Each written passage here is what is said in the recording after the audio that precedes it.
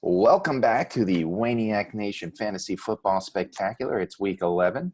We're here to bring you your weekly locks, your daily fantasy picks, and your weekly stardom and situms.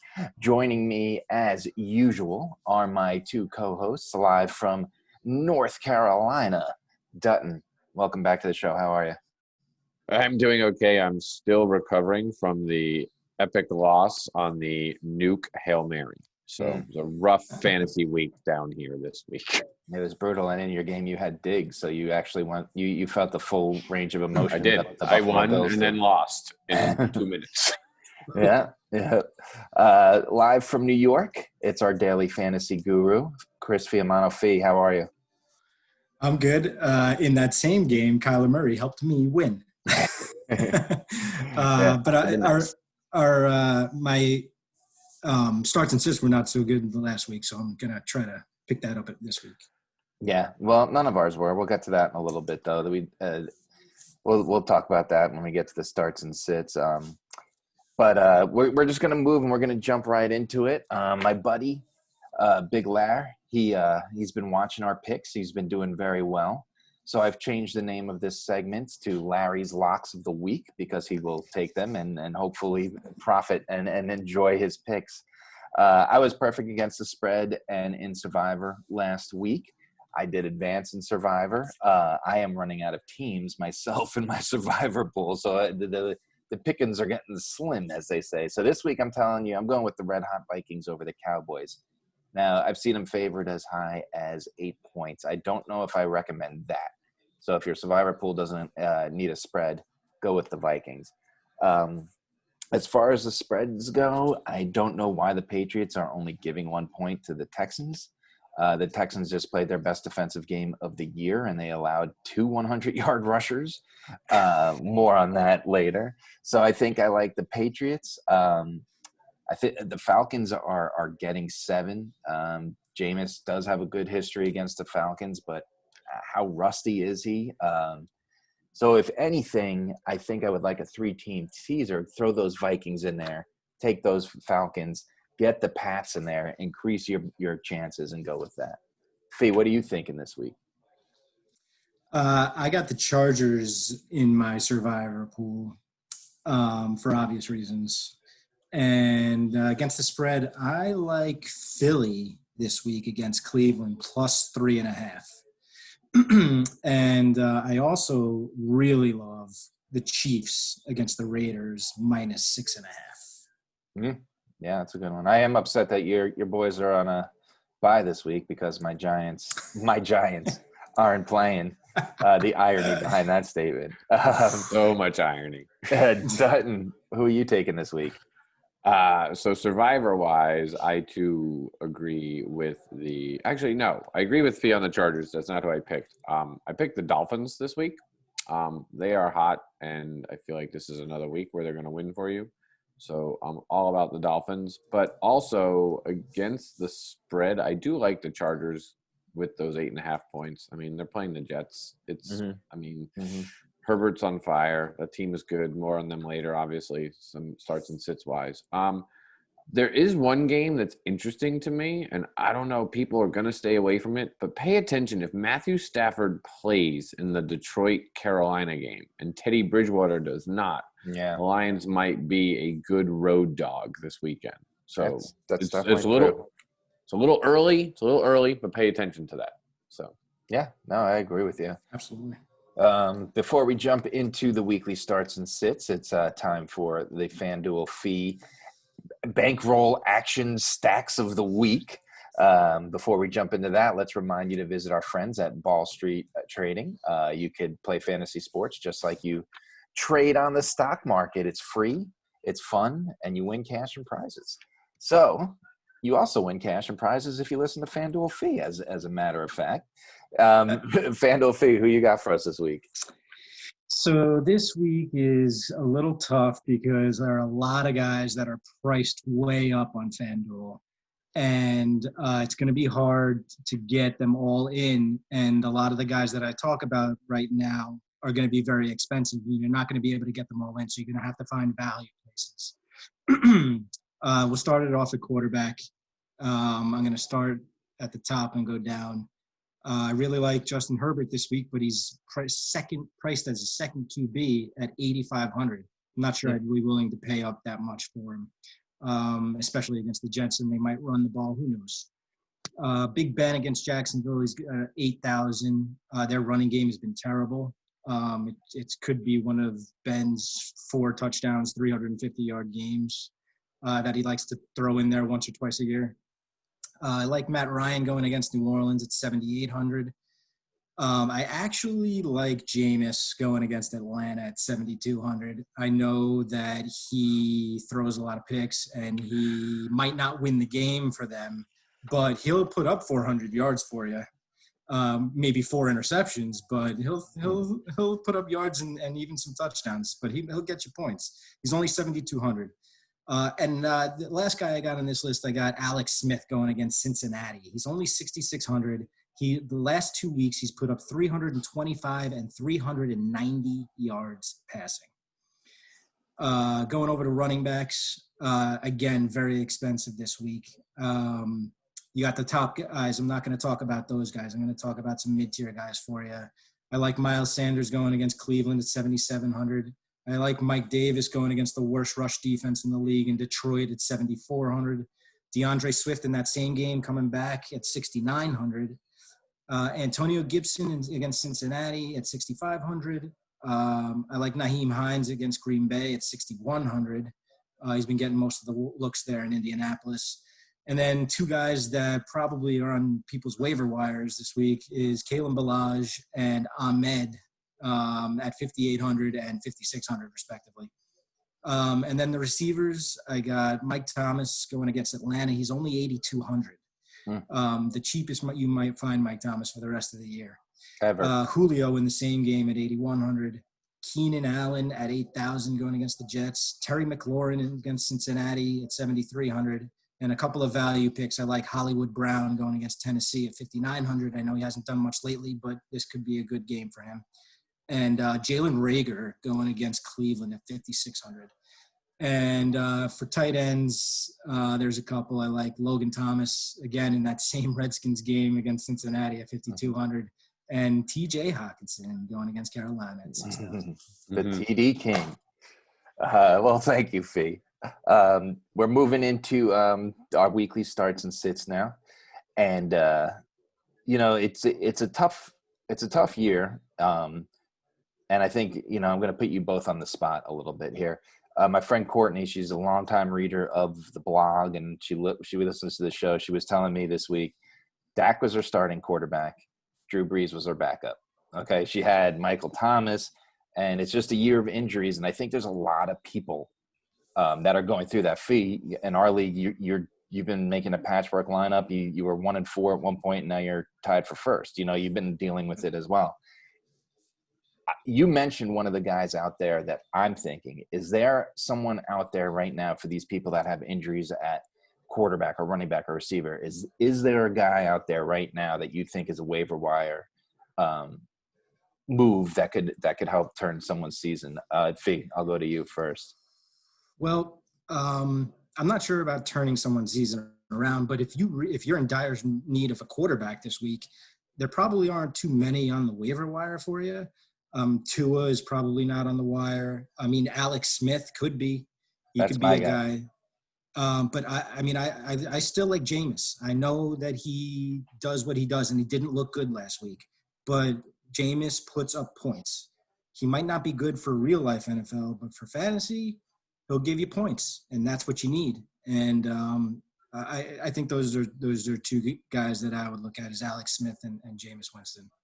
Because listen, they can say whatever they want about Drew Brees, but with a punctured lung and however many broken ribs that guy's got, there's no chance he comes back in the next 4 to 5 weeks. They're like, he'll be back in 2 or 3 weeks. He'll be back for week 15 or 16. And he's 43. He's not a rookie quarterback. He's mine. No chance. Not with a collapsed lung. Okay. No. Dutton, you have anyone to add to that? So it's interesting. I mean, I hear everything Fee says, and I agree, quarterback-wise. I mean, the guy that's fascinated me is Naheem Hines. One, he's a local Raleigh guy. I watched him play in high school, so there's that fondness, right? 2, he's just that plug and play guy, right? Everyone's gonna pick him up on the waiver wire, not because I'm telling people to, but people are going to pick him up. I got a bid on him this week. Right. But you're also okay. And Fee, I'm gonna go to you, right? You have a bid on him, but you also know it's a roll of the dice that he's going to touch the ball 6 times this weekend for 4 yards. Or he's going to be the number one guy, get you 100 yards, 1 or 2 touchdowns, a couple receptions, some receiving yards. And that's the big – so, Wayne, to your point, does he change your season? He might for that week. I don't know if you can count on him week to week, but he is a total matchup guy. And I think this week he's a good matchup. He's playing a Packers defense who cannot stop the run. Like, they can't, They have a hard enough time stopping the pass these days, but stopping the run right now, they're having a hard time with. So, so I think Nyheim Hines would be your guy this week. That's a good guy. Yeah, he's on the waiver wire in a few leagues. Right. And my guy was Alex Smith. That's exactly who I told her I would target. At quarterback, especially with her quarterback situation. She's getting a little bit healthier with Michael Thomas coming back now, but it would have been a lot nicer to have Drew Brees and Michael Thomas. Anyway, moving on, as Fee mentioned earlier, neither Dunton, Fee, nor myself had a good week in our starts and sits last week. But I want to show you something and this is a small sample size. I'm only in 2 leagues. I'm done with the days where I've been in 5 leagues. I'm only in 2 leagues. And 11 of the 22 teams in those 2 leagues failed to score 95 points. Several teams won by not even scoring 95 points. Fee, I'm looking at you, buddy. Okay. I could tell you in my 23 years of fantasy football that I can't remember a time that I could say 50% of the leagues I played in failed to score 100 points. 50%. So we were not alone, my friends, in having bad weeks and telling you starts and sits. I think everybody had a bad week. It was a weird week, right? It was a weird week of you had injuries during games that were impacting not just one player. I mean, Drew Brees goes down, that impacts the entire Saints offense. Right. Yeah. No, you're right. Absolutely right. Yeah. And the weather, there was weather. That Cleveland Texans game took anyone. And the Packers game, I mean, you couldn't throw the ball in Green Bay. A lot of weather. Yeah, it was weird. It was a weird fantasy week. So. Yeah. So we're going to try to do better this week. And I'll get us rolling with quarterback. And Dunton said earlier we're going to talk about him. And I'm going to tell you to start the red-hot Justin Herbert against the New York Jets. I don't think I need to tell you why. So, Dunton, who would you start this week? Big Ben. Move on. And that brings us to Fee. You've already touched on him. What else would you like to add about your guy? I have. It's Jameis Winston. And I just think with a week of preparation, he'll be a lot better than he was last week. Only throwing for 60 whatever yards that he threw for. I think he'll get with the starters this week and have a full week of practice, and he should be ready to really go after the Falcons, who have a really just abysmal secondary. So, right. One question. I have one question about Jameis. How short is the leash? See, okay, that's the rub. Is that they got how many Taysom, interceptions is it, right? How many interceptions is it? They got Taysom Hill, who has looked really good doing what he does. Mm-hmm. And if Jameis doesn't get the ball rolling, they might swap him in and do the guy who watched him for 3 years as a Bucs fan. There is the inevitable. It could happen. Pick six to start the game. But I don't think that Taysom Hill is the guy that you could pull him in the second quarter and say, okay, we're rolling with this guy at quarterback for 2 more quarters. He's right. Yeah. He's a lesser quarterback than Tim Tebow, in my opinion. Okay. He's way more of a gadget guy. I don't know. I think he's a little bit better than Tebow. I actually like Taysom Hill, and there is a rub where they might go to him and just run the option. Yeah, right. I'm just saying that's the one thing I'm worried about, Fee. I agree with everything you said. I do. I'm not just saying it because you said it and you're my friend. I agree with everything you said, but I'm worried about that leash and how short it is. If he throws 2 interceptions in the first quarter, it's gonna get dicey, right? Like, well, yes, I would agree with that. But I mean, hopefully he only throws like 2 for the whole game, as opposed to like 2 in the first quarter. You know what I mean? Right, It's happened. Yeah. Moving on to running back, Dutton. Who you starting? Who am I starting this week? I'm starting Nick Chubb this week. Fee? I got Mike Davis, Detroit, worst rush defense in the NFL. Yeah. I'm going with Damian Harris up in New England. I don't normally advise New England running backs, but the Tom Brady running backfield situation is much different than the Cam Newton. As I mentioned earlier, the Texans played their best defensive day of the year, and they allowed 2 100-yard rushers. Harris has had several 100-yard games. He's coming off a 100-yard game against the Ravens. The Texans are quite a bit of a downgrade. He doesn't often get touchdowns because he'll get to the 1-yard line and Cam Newton will take it in. But I think he should have a 100-yard day against that Texans defense. So that would be who I tell you to start. And he could be on a waiver wire in a lot of leagues, so you might have an option to go after him. Starting wide receivers this week, I'm going to roll with Adam Thielen. That they're playing the Cowboys. I told you I think the Vikings are a lock to win this week, and I just think Thielen's a start. Fee, what do you think? I'm going with Deontay Johnson playing against Jacksonville. Again, bad defense. Big Ben should put up some numbers this week, and I think Deontay Johnson is is the guy that's going to be the beneficiary of that. And Dunton, how about you? I'm going with Keenan Allen. Matchup against the Jets, weak secondary, and Justin Herbert would be the offensive rookie of the year, if not for that young little scrambler in Phoenix that runs all over the place. But, I mean, Justin Herbert is a solid quarterback, and I think Keenan Allen is very happy to have him there, and I think he's going to look really good against the Jets this weekend. Yeah, I mean, start all your Chargers. Moving on to tight end.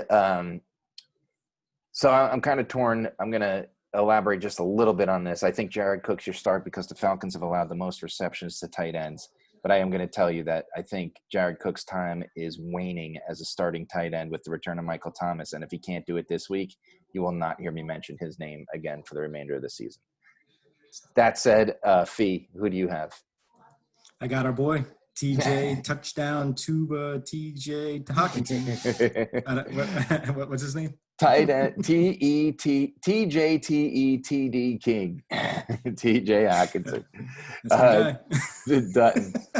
I'm going with Logan Thomas, and it's because Fee mentioned it before. Alex Smith, I mean, what a comeback story that is, and he's throwing for multiple 300+ yards, multiple games. I think Logan Thomas benefits from that this weekend against the Bengals. You looked at him a lot. Thomas. Really quick on the tight end, though. I was looking earlier.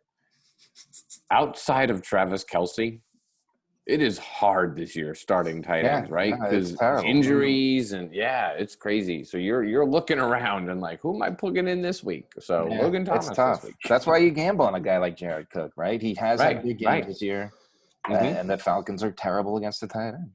Let's flip the switch and head to the sits. Dutton, we'll stick with you. Who are you sitting this week? Matt Ryan, Saints defense is going to win the game. Fee. I got Deshaun Watson going up against New England. They're basically a run funnel team, so they're really good against the pass, and they funnel everything to the run. And I think you should sit Deshaun Watson this week. Mm-hmm. I'm going to tell you to sit, and he's been hot, but I'm telling you to sit Aaron Rodgers if he can. It is an option in quite a few leagues. He was picked as an afterthought this year with another quarterback in tow in a lot of leagues. He is having a big season. He'll probably still get you 15 points, but let's admit we're in week 11. The Colts defense is for real. Okay. They are shutting down people. They're allowing less than 15 points a game to quarterbacks. Aaron Rodgers is not, he is not that upper level quarterback anymore. He has those days, but he's not that guy that you could say, I'm starting him no matter what. And if you're going to sit him, I think this is the week that you do so. Moving to running back, we have to mention him at least once, whether it's start or sit. And I'm going to tell you to sit James Robinson this week against that tricky Pittsburgh defense. Dutton, who are you sitting this week?